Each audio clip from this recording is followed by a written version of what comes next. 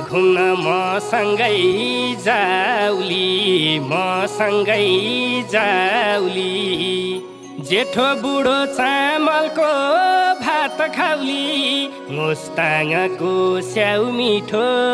आलु बनाउको